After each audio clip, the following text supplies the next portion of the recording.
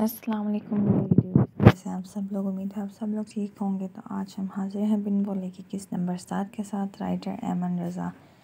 ज़ोहल और लामिया को रोते देख कर जैसे अलीहान के कदमों तले से ज़मीन सिरक गई थी। अलीबान भी परेशान हो गया था। अगर वो उसको इस जगह पर ना लाता तो उसके साथ शायद ये सब ना होता। ज़ोहल हादी के कंधे पर सर रखे बुरी तरह रो रही थी। हादी, क्या हुआ है और ये सब क्या है? वो लड़की कहाँ है जिस पर एसिड अटैक हुआ है? क्या वो लड़की मावल थी?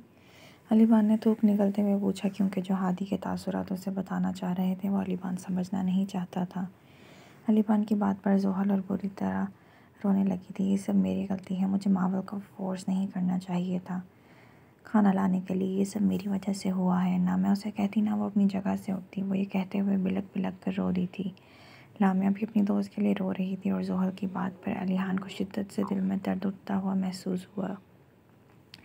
उसे लगा सारे फसाद की जड़ ही वो है। अगर वो मावल के कहने पर उसे खाना डाल देता तो इसमें उसका क्या चला जाता? कम से कम इस वक्त मावल तो सही सलामत होती ना। वो कैसे नम आँखों से उससे इल्तिजा कर रही थी, मगर अलीहान ने पलट कर भी ना देखा था। उसे अपनी बेरुखी पर जी भर कर ताव आया था। नहीं बान, मैंने अपनी आंखों से तो नहीं देखा, मगर यहाँ जो लड़का मौजूद था उसने बताया कि वो मावल ही थी, क्योंकि इस जगह पर सिर्फ इस वक्त मावल ही मौजूद थी और फिर उसका हुलिया भी तो वैसा ही था। हादी भी परेशानी से बोला, मगर वो गई कहाँ? कहाँ है वो इस वक्त?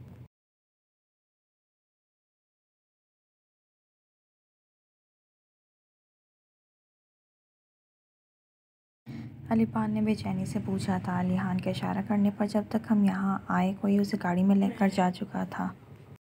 तो फिर हम उसको कहाँ ढूंढेंगे? लामिया ने आंसू रगड़ते हुए कहा। आई थिंक उसको करीबी अस्पताल में ही लेकर गए होंगे और यहाँ से सिविल हॉस्पिटल नज़दीक है, तो हम सबको वहाँ ही जाना चाहिए। जल्दी चलो। वो फ़ौरन वहाँ से एक गाड़ी में निकले थे। हॉस्पिटल के अंदर पहुंचकर अलीहान के दिल की धड़कन बहुत तेज़ हो गई थी। क्या वो अब कभी मावल से मिल नहीं पाएगा? ये बात वो सोचना भी नहीं चाहता था।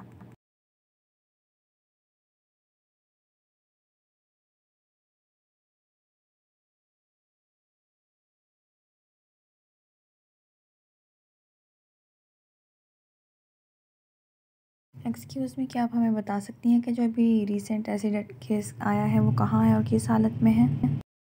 हादी ने जल्दी से रिसेप्शन पर बैठी नर्स से पूछा। ओ, आप उस पेशेंट के क्या लगते हैं? नर्स ने उनकी तरफ देखते हुए पूछा। दोस्त हैं हम उनके। आप प्लीज़ सवाल जवाब बंद करके आखिर मुद्दे पर आएँ कि वो कैसी है। कहीं उसकी तबीयत ज़्यादा सीरियस तो नहीं? लामिया ने उसे गरकते हुए कहा। उन सब ने हैरत से लामिया को देखा, जो अपनी दोस्त के लिए सब कुछ भूल गई थी। मुझे अफसोस से कहना पड़ रहा है, उनका बाजू बुरी तरह जल चुका है और कंडीशन बहुत सीवियर है। उन्हें बार बार बेहोशी के दौरे पड़ रहे हैं, नर्स ने मुँह बनाते हुए कहा।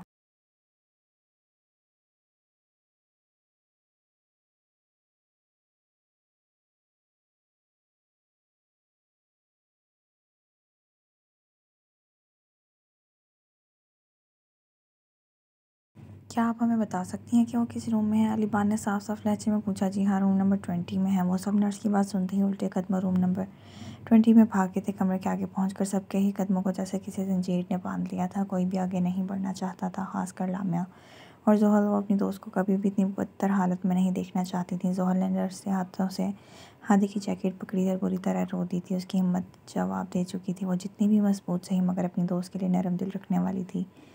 ज़ोहल भी पीछे को लड़खड़ाई थी जब अलीबान ने उसे सहारा दिया था।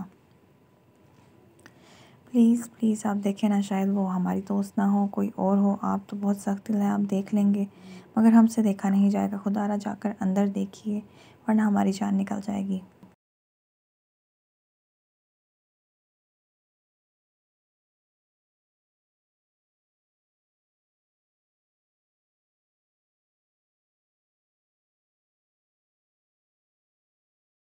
लामिया अलीबान को झंझोड़ते हुए बिलक बिलक कर रो रही थी। उसे अपनी जगह से टस से मस ना होता देख वो अलीहान के सामने गई, जो ऐसे लग रहा था जैसे मावल उसके जिस्म का साथ छोड़ चुकी हो और उसका सब कुछ लुट चुका हो। इतने से दिनों में वो अलीहान के इतने करीब आ जाए कि अलीहान ने सोचा भी ना था। लेकिन वो उसे अब भी अपनी दोस्त समझ रहा था, क्योंकि वो जानता था कि कोई उससे दोस्ती तो कर सकता है, मगर उसकी इतनी बड़ी खामी को जानते बूझते मोहब्बत तो कभी नहीं कर सकता। इसलिए वो ये समझा था कि मावल भी उसे अपना अच्छा दोस्त जानती है। बिन कहे अलीबान की तरह उसे उसकी अनकही बातें समझने वाली, नज़रें पढ़कर उसके दिल का हाल जान लेने वाली मावल। मगर जो आज उसने मावल के साथ किया था, वो अपने आप को दोस्ती के काबिल भी नहीं समझता था। आप जा सकते हैं अंदर, आप जाइए।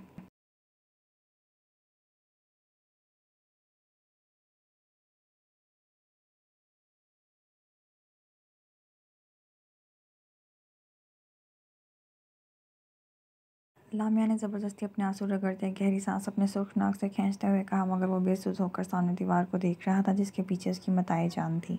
उसे यूं ही दरवाजे को घूरते पाकर लामिया का गुस्सा सर चढ़कर बोला था, जा क्यों नहीं रहे, आप अंदर जाइए ना। तब तो आपसे उसकी एक बात ना मानी गई और अब यहाँ खड़े होकर उसका तमाशा देख रहे हैं। वो चटक गई थी। ए चश्मिश, तुम कहना क्या चाहती हो? तमीज़ से बात करो मेरे भाई से।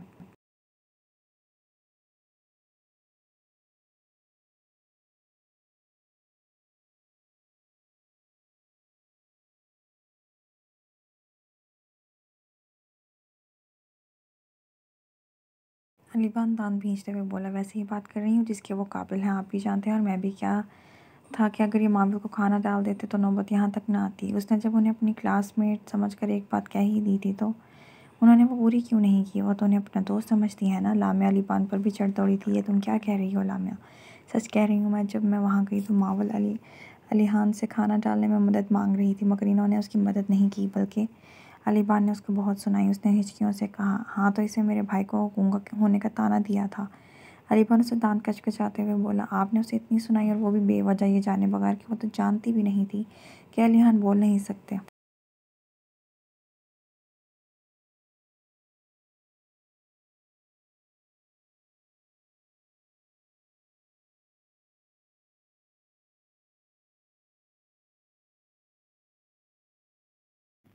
ये बात कहता लामिया एक बार फिर शिद्दत से रोती थी, जबकि ज़ोहल ने कसकर अलीहान के मुंह पर थप्पड़ मारता। आज सिर्फ तुम्हारी वजह से हमारी दोस्त इस हालत में है। वो तो जानती भी नहीं थी कि अलीहान बोल नहीं सकता, और गलती भी हमारी ही है कि हमने उसे बताया नहीं, और वो नादान समझ भी ना सकी, क्योंकि वो तो अलीबान की बातों को बिन कहे ही जान जाती थी। तो फिर भला उसे कैसे पता चलता कि अलीहान बोल नहीं सकता? अलीबान का चेहरा सुर्ख हुआ था गुस्से से। इससे पहले कि वो जोहल पर चढ़ दौड़ता, हादी ने जोहल को अपने पीछे किया था, जबकि अलीहान ने उसे झुंड दौड़ते हुए रोका था। डॉक्टर के बाहर निकलने पर वो सब मतवज्जा हुए थे। डॉक्टर, अब वो कैसी है? क्या वो ठीक है? जोहल ने फ़ौरन पूछा, उनका एक पूरा बाजू और टांग बुरी तरह झुलस चुकी है। शुक्र है चेहरा बच गया, ज़्यादा नहीं झुलसा, क्योंकि एसिड उनके चेहरे पर भी गिरा है, मगर बहुत थोड़ा। मगर दर्द की शिद्दत बहुत ज़्यादा और ज़ख्म भी कब भरें कुछ कहा नहीं जा सकता, मगर निशान रह जाएंगे।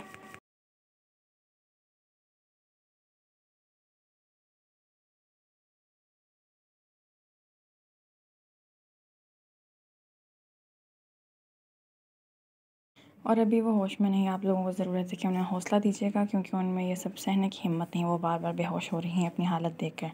डॉक्टर ये कहते वहाँ से जा चुके थे, जबकि वो सब सुन रह गए थे और एक दूसरे की तरफ देखने लगे, मगर अंदर तो जाना ही था। सबसे पहले अलीहान अपना दिल मजबूत करके कमरे के अंदर दाखिल हुआ, जबकि इसका कलेजा मुँह को आ रहा था। वो इस वक्त किस हाल में था वो किसी को भी नहीं बता सकता था। पीछे ही वो सब भी लड़ते हुए कदमों से दाखिल हुए थे।